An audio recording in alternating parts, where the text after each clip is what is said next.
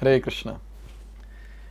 So till now Krishna has described all the divine qualities, and then he elaborately described the demonic qualities, the demonic thought process, the demonic activities.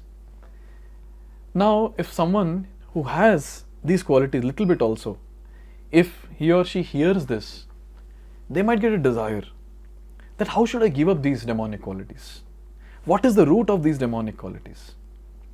So to help all of us, Krishna is speaking Shloka number 21. So let's see that in this video. Trividham narakasyedam dvaram nashanam kamah krodas tatha lobhas tasmad etatrayam tyajet. So Krishna is telling here, Trividham narakasyedam dvaram. Trividham.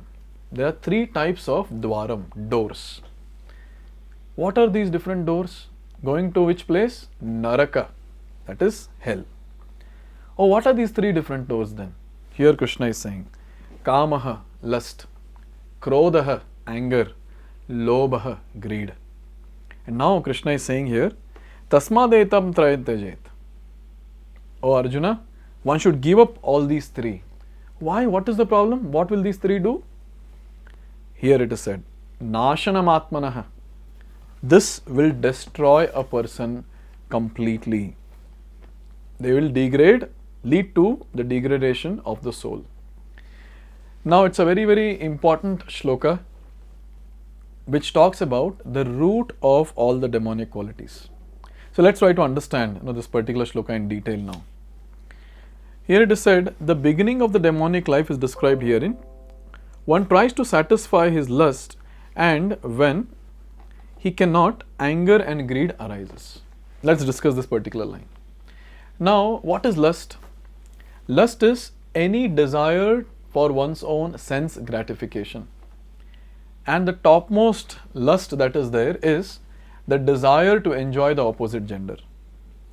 Now, when we have this lust, a strong desire to do sense gratification, and say that is not fulfilled, what happens? The person will become angry.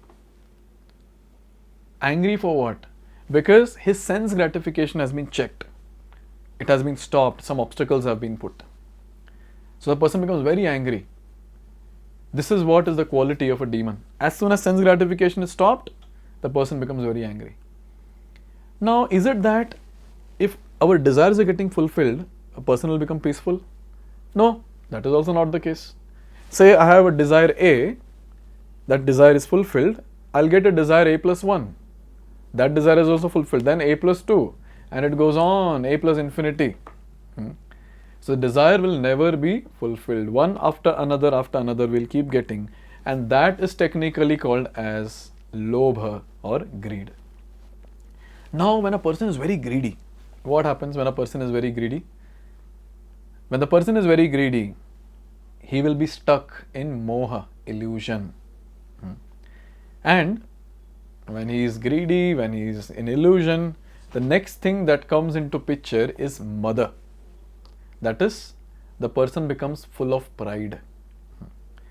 So in this way we see kama leads to krodha if it is not fulfilled. If it is fulfilled, it will lead to lobha. Lobha, that will lead to moha. Moha leads to mada. And combination of these five, lust, anger, greed, pride, illusion, this will lead to something called as envy. Enviousness is something that keeps the living entity in this world forever. Because we envy even the Lord. That is what is our current situation. What is the example that we envy the Lord? Anything that we see around us, immediately we want to enjoy that. It's not that, anything we see and then we are like, this is so nice, let me offer it to Krishna. No. As soon as we see a nice sweet, a nice gulab jamun, or a nice juicy mango, what happens? Mouth will start salivating. It is not that, it is so nice, let me offer it to Krishna and then I'll eat. No. Immediately we want to enjoy. And our first enjoyment is directly through the eyes. We enjoy through the eyes. And then if it is accessible, we'll go and take it and put it in the mouth also. So this goes on to say that how we are envious of the Lord. We don't want to give anything to the Lord. Our thing is, why only He has to be the enjoyer? I want to be the enjoyer.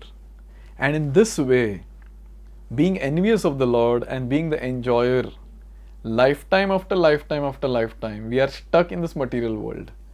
And if we continue doing this, we'll be stuck in this material world forever.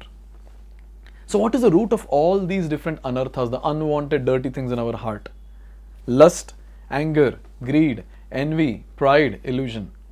What is the root of all these six?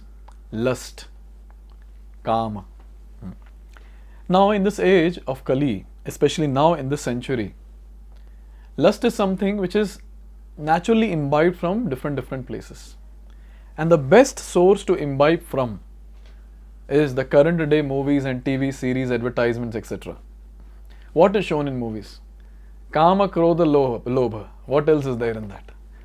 So just by watching that, just by watching one movie, a person can successfully go to either of the three doors of hell. And watching more will enter those doors for sure. So one thing we have to understand is, whatever we see, whatever we hear, whatever we taste, whatever we smell, whatever we touch, all that is going to bring us a lot of desires for sense gratification.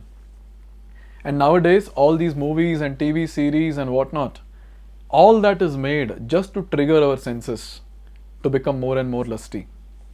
So a sincere sadhaka should avoid all these nonsensical things. It's just waste of time and nothing else. So when we avoid these things, what happens? We are blocking at the source itself. So when we are blocking at the source itself, we will not get those nonsensical desires. So in this way, in the age of Kali, Kali himself, Kali personified, is coming in the form of all these different things to keep us in this material world successfully. Here it is said, a sane man who does not want to glide down to the species of demoniac life must try to give up these three enemies, which can kill the self to such an extent that there will be no possibility of liberation from this material entanglement. We should try our best to give up. We should try our best to give up lust, anger, greed. But you know what? It's not that easy. It's very easy to say, okay, give up lust, give up anger, give up greed. But a person who is a sincere sadhaka, sadhaka means the person who is practicing bhakti, sincerely, seriously, giving his 100%, such a person can actually overcome all this. Why? Because he is taking direct shelter of Krishna. And Krishna will personally help that person. So when we are chanting Hare Krishna Mahamantra, Hare Krishna, Krishna Krishna, Hare Hare, Hare Ram, Ram Ram, Hare Hare. When we are reading the verses of Bhagavad-gita, hearing the verses of Bhagavad-gita, reading verses of Bhagavatam, hearing the verses of Srimad Bhagavatam, honoring Prasadam, coming in together and doing service. In all these different aspects, what is happening? We are coming in direct touch with Krishna, because Krishna is absolute. So when we are coming in direct touch with Krishna, what will happen? We will get purified. And since we are sincerely endeavoring, Krishna will personally come and cleanse these anarthas in our heart. So in this way, a sincere and a serious sadhaka in Krishna consciousness, in bhakti, can actually easily give up these three. That is, kamaha, krodha and lobha. And if he can give up that, then for sure he will not go to hell. This is a very, very nice thing to note, that every single devotee is saved from going to hell. And that is for sure. Anyone who is sincerely, seriously practicing bhakti will not go to hell. So in this way, Krishna has very beautifully described that how a person can give up the demonic qualities by tapping this root, that is lust, anger, greed. We should tap and remove this by sincere practice of devotional service. Now say we ask a question to Krishna, okay, if I do all this, what will I get? Krishna says, okay, wait a minute. I'll answer this in the next shloka. Let's see that in the next video. Hare Krishna. Hare Krishna, Hare Krishna, Krishna